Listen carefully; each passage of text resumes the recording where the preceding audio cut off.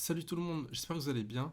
Bon, même si au titre de la vidéo on ne dirait pas que c'est le cas, Francis Ngannou a perdu face à Tyson Fury hier à la décision dans un combat de boxe anglaise qui était prévu en 10 rounds. C'était un combat extrêmement serré. Il y a beaucoup de personnes qui ont scoré le combat pour Francis Ngannou.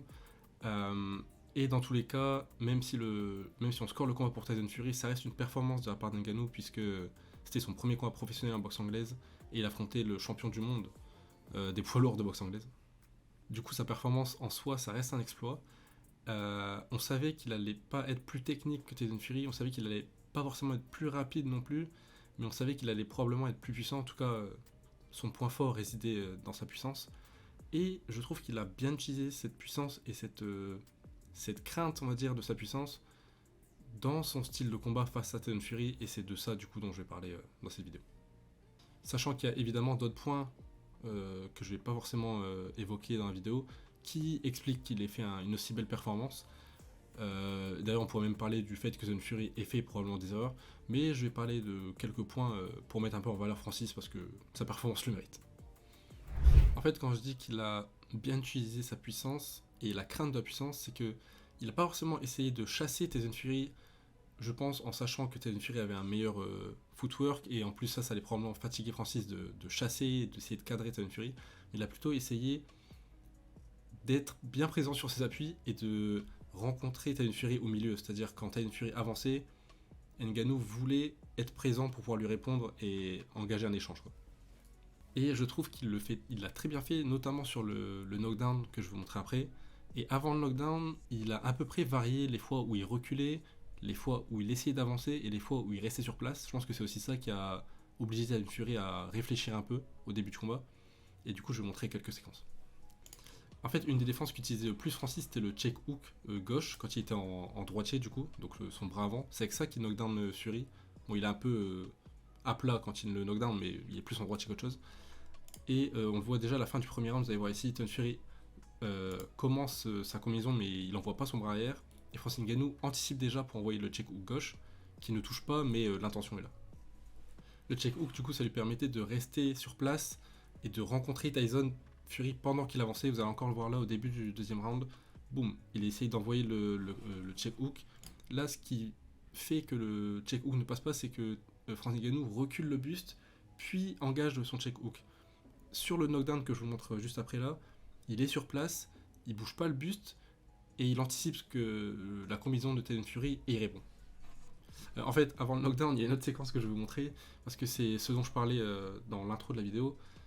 En fait, Francis Ngannou, il voulait vraiment rencontrer Tyson Fury au milieu et créer un échange, pas laisser Tyson Fury boxer que à distance ou essayer de chasser Tyson Fury pour le coincer dans le coin du ring et échanger avec lui. Il essayait d'échanger au milieu de la cage, du ring du coup.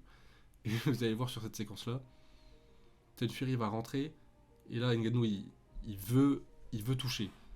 Il attend le début de la combinaison de Tyson Fury pour engager. Ça touche pas parce que Tyson Fury clinch, mais l'idée est là. Et donc sur le knockdown, Tyson Fury va envoyer une première fois un jab direct ici. On voit déjà que Francis Ngannou est vraiment sur ses appuis. Il n'a pas reculé sur la combinaison de Tyson Fury, il est resté droit devant lui, dans ses appuis. Et la deuxième fois où Tyson Fury envoie ça, on voit bien son bras d'ailleurs qui est là, qui est passé déjà. Il est déjà passé à l'intérieur. Ngannou est resté sur place, dans ses appuis. Cette fois-ci, il n'a pas reculé le buste, il est resté droit et il a envoyé son check hook. Cette fois-ci, ça touche. Et c'est toujours dans cette idée de je vais être sur place, il va essayer de me boxer à distance, mais quand il va rentrer, par contre, je vais être présent. Et là, ça a marché. Bon, ça lui a aussi valu de perdre des rounds juste parce que du coup, Tyson Fury faisait bien son jeu et boxait bien à distance. Mais ça lui a valu de knockdown Tyson Fury et c'est déjà une victoire en soi. Là, on voit vraiment bien. Tyson Fury, il rentre à l'intérieur et Francis Ngannou, il ne bouge pas. C'est vraiment un rock. Il y a un 1-2 de Tyson Fury qui vient dans sa garde, il ne bouge pas d'un centimètre presque pour envoyer son check hook en même temps. Regardez à quel point il est vraiment sur place. Le 1-2 touche, je pense qu'il touche un peu le torse, plus le torse que le menton. Mais toujours est-il que Francis Ngannou il est immobile quoi sur le coup. Ça a parfois pris un peu de temps pour que Tyson Fury capte ce que voulait faire Francis, notamment parce que je trouve qu'il variait bien le fait de, comme je disais tout à l'heure, de reculer sur certains jabs, parfois d'essayer de feinter, parfois de passer en gaucher aussi, et d'ailleurs il a expliqué que il aimait bien les sensations en gaucher, Francis Ngannou. Il arrivait facilement à décaler sur la gauche Tyson Fury en gaucher. Je pense que c'est à cause de ce genre de choses que Tyson Fury a mis du temps avant de toucher plusieurs fois Francis Ngannou, mais dans le 5e round, il le fait bien. Et on voit d'ailleurs le check hook de Francis qui ne touche pas. D'ailleurs, là, c'est vraiment la même séquence que sur le knockdown, sauf que Tyson Fury, il envoie son direct et il recule directement le buste. Puis derrière, il réengage, il renvoie exactement la même chose et il passe en dessous. Et derrière, il recule et Francis ne touche pas. Ça a pris du temps avant qu'il capte le timing de Francis, mais parfois il arrivait quand même à capter ce timing-là et à toucher Francis.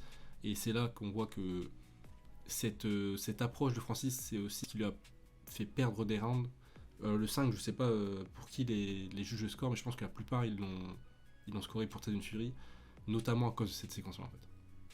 J'ai vraiment la sensation que la puissance et la solidité de Francis, c'est ce qui lui a permis de causer autant de problèmes à Tyson Fury, en tout cas de le limiter autant. Parce que vous allez voir sur cette séquence-là, pardon, que Tyson Fury il va envoyer plusieurs coups. Francis, il va pas répondre, il va pas particulièrement bouger, proposer de défense particulière, mais juste il reste sur place, il est juste solide sur place. Il peut encaisser les coups sans aucun souci. Et du coup, derrière, quand Tyson renvoie quelque chose, et il renvoie quelque chose à peu près similaire, bah, cette fois-ci, Francis y répond, et il est tellement puissant que même sur un coup qui n'est pas parfaitement envoyé, parfaitement exécuté, il fait un petit peu vaciller Tyson Fury, et du coup, il le contraint à réfléchir encore plus avant d'envoyer, en fait. Mais en tout cas, il y a probablement d'autres raisons qui expliquent que Tyson Fury ait autant galéré à toucher régulièrement Francis. Moi, j'ai vraiment la sensation que la solidité et la puissance de Francis, alliée à une bonne technique, que ce soit défensivement ou offensivement de sa part, c'est quand même ce qui explique majoritairement son succès. Mais en tout cas, si jamais vous avez vu d'autres choses qui peuvent expliquer ça, n'hésitez pas à le dire dans les commentaires. Moi, j'ai hâte de voir ce que c'est de la suite pour Francis. Normalement, du côté de Fury, il devrait affronter Alexander Usyk le 23 décembre, mais c'est encore à voir.